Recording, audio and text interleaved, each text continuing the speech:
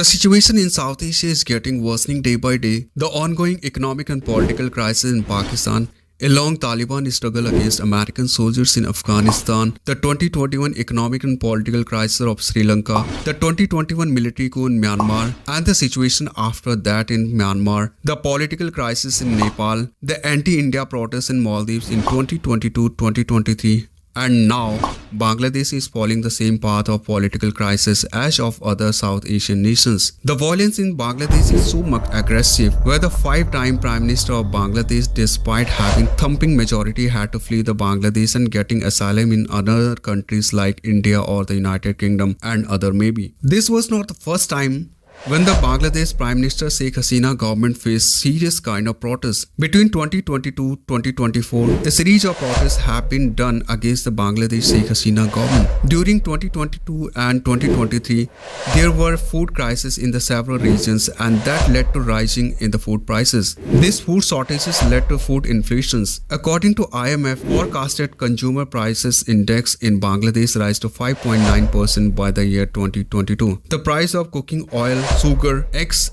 and chickpeas increased sharply, which led to a great deal to that inflation. Not only Bangladesh, but also many regions like Sub-Saharan Africa, Iran, Sri Lanka, Sudan, Iraq and many other regions were badly affected during these years. There were many factors that contributed to the ongoing world food crisis. These were the COVID-19 pandemic. This has disrupted global supply chain, which led to 2021-2023 global energy crisis. The Russian invasion of Ukraine also hampered the exports.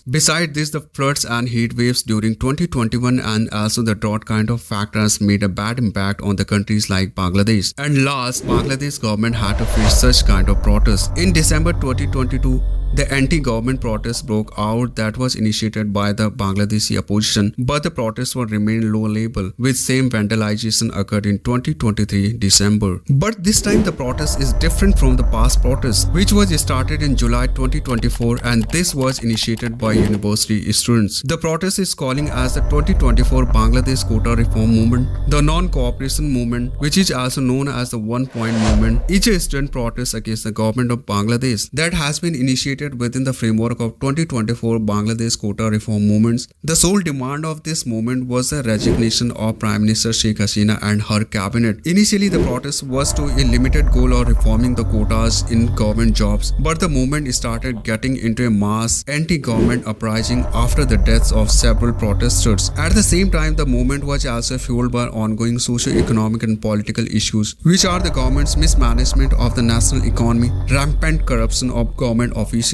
human rights violations, allegation of undermining the country's sovereignty by Sheikh Hasina, and increasing authoritarianism and democratic backsliding. The job quota system that sparked the violence or protests in Bangladesh, what is actually it? We need to understand here and why is it discriminated or unfair and outdated, and what is the views of the courts of Bangladesh on this job quota system. Shortly after the Bangladesh independence in 1971, the government established a system of quotas for government jobs that mandated 30% job quotas for the Bangladesh Liberation War fighters. Over the decades, the benefits was modified to include the children and grandchildren of freedom fighters, persons with disabilities, ethnic minorities and others, which the total is 56% of government jobs. In 2018, a similar kind of student movement successfully compelled the governments to scrap the quota system altogether. The issue was mostly settled until this June. Bangladesh High Court ruled that ending the quota system was unconstitutional, effectively reinstated it. The governments appealed the High Court's decision, but the prospect of the quota system return drove students to the streets. The initial protests in early July were small,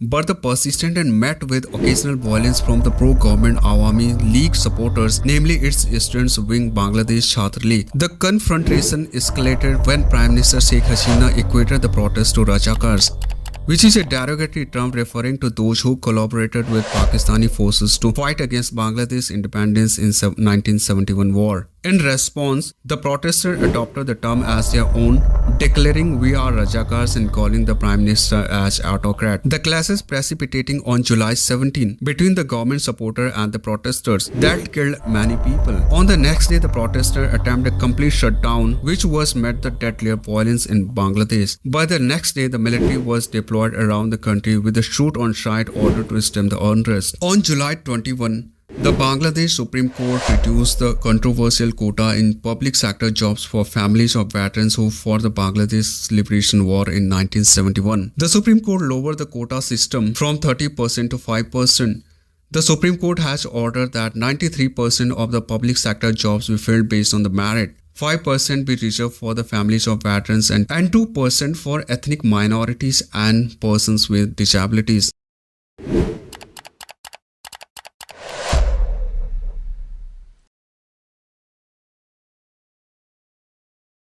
During this quota reforms movement, which is going on in Bangladesh, the participants, particularly the students, faced resistance, mass arrests, and numerous deaths and injuries at the hand of police and other security forces. The coordinators of the anti-discrimination students movement, who were leading the initial quota reform movements, were also detained and were forcefully made to announce the conclusion of the protest by the detective branch of the Dhaka Metropolitan Police. But there is something interesting happened here. These events and authoritarianism fueled people's anger against the government's Bangladesh. On the morning of 3 August, one of the movement coordinator named Arif Mohammed stated in a Facebook post that they would start a non-cooperation movement against the governments. The protesters and the ordinary people gathered at the central Sahid Minar area with protest march from different parts of Dhaka. At around 5:30 in the evening, Nahid Islam, one of the coordinators, addressed the assembled crowd at Sahid Minar and announced that the movement's exclusive demand would be resignation of Hasina and her cabinet. On 3rd August, the direction of non-cooperation were outlined by the anti-discrimination students movement coordinators, and the directions of these non-cooperation movements were: no taxes or duties will be paid, no bills including electricity, gas and water bills will be paid, all governments and private institutions, offices, courts and mills will remain closed, no one will go to work, all government meetings, seminars and events will be boycotted, all factories will remain closed, government workers will not go to work, mass transportation will remain closed, police and other forces will not perform their duties and rights, and these are the few directions of these movements.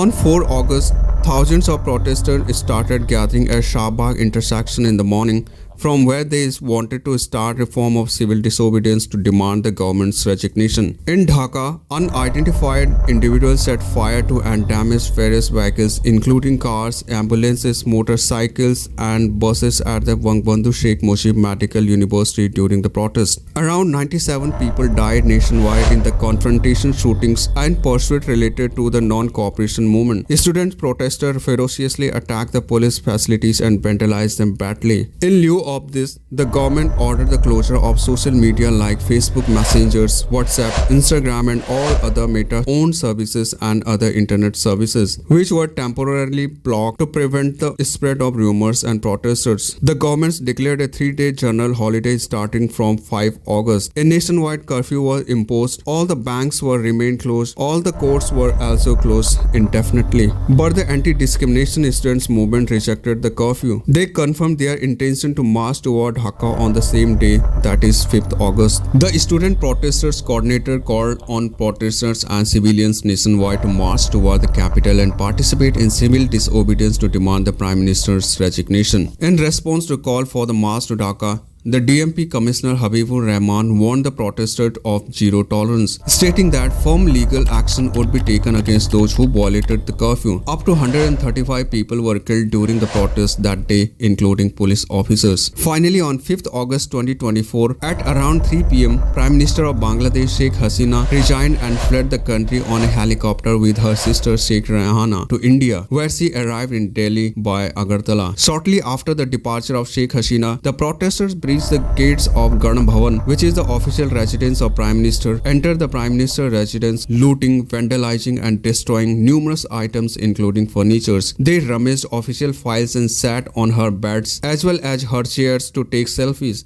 Some protesters were eating food and some stole live animals while others took Hasina's luxury dyed suitcase and her saris. On the same day of PM Hasina resignation, the protesters vandalized the statue of her father Sheikh Mujibur Rahman, the former president of Bangladesh, in Dhaka. The protesters also set Awami League's headquarters ablaze in Dhaka. The statue of Sheikh Mujibur Rahman, the founder father of Bangladesh, has been compared with that of Saddam Hussein's statue by the vandalizers. Houses or businesses of several Awami League's leaders and activists were attacked. The Indira Gandhi Cultural Center, which was operated by the Indian Council for Cultural Relations, and Sheikh Mujibur Rahman's residence in Dhanmandi, where Mujibur Rahman and his family were assassinated by military personnel in 1975, which is known as Bangabandhu Memorial Museums, were burnt and ransacked by the demonstrators. Pro-government television stations were also forced off air after being tossed by demonstrators. The Parliament of Bangladesh was also stormed by protesters. The house of the Chief Justice of Bangladesh were vandalized by rioters. Birchand Public Library in Kamila were also looted and burnt.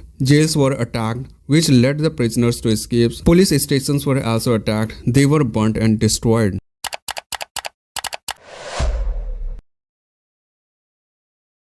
To avoid the political crisis in the country, the Army Chief of Bangladesh, General Waqar-uz-Zaman, announced an interim government who would take the charge and called for peace. He also said the political transition is underway and all murders will be judged. He also called on the people of the country to trust the army while appealing for the immediate stop of the nationwide violence. The army chief urged the people to trust him to maintain the peace and order in the country, which can be done by working together because you can't get anything by fighting. He urged all the political parties, be it Bangladesh Nationalist Party, the Jatiya Party and Jamaat-e-Islami, to cooperate with maintaining the peace and order within the nation, and called a meeting with these political parties.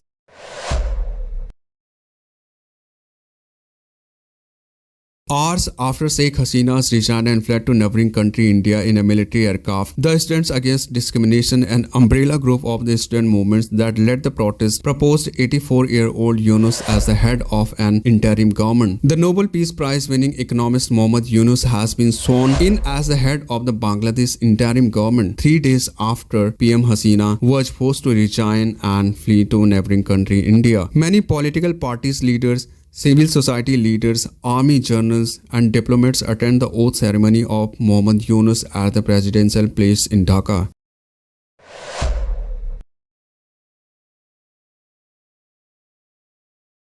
The interim government came to power through a mass uprising, so it has a public support as well as it is the responsibility of this government to initiate some major reforms that other governments failed to do it. First and foremost, an inquiry committee should be formed to investigate the unprecedented number of killings and acts of repression that the Bangladesh have witnessed. The responsible persons, organizations and policies that enable these actions should be brought to justice and amended through a special tribunal. An example must be set so that this sort of mass killing can never happen again in Bangladesh. Massive corruptions, bad deals, bank robberies, loan defaults and over expenditures in mega projects have been commonplace in the last 15 years. This interim government should publish a white paper and public all the deals, contracts and accesses of the previous regimes. Along with institutional reforms for sustainable democracy, the VIP culture must be eradicated. Public offices should transform to serve the public without hassle. There must be accountability and transparency for all action taken by the government offices.